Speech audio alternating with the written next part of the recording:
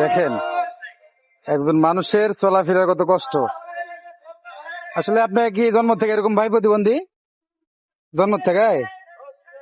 আপনার সংসার আছে, ছেলে মেয়ে, সংসার, বাড়িঘর? হ্যাঁ আছে। আপনি কথা বলতে পারেন না? পারেন?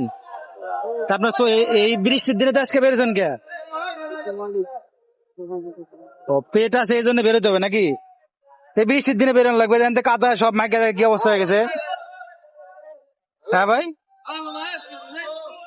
মানে পেট আছে বেরোতে হবে নাকি? খাবার তো দিতে হবে।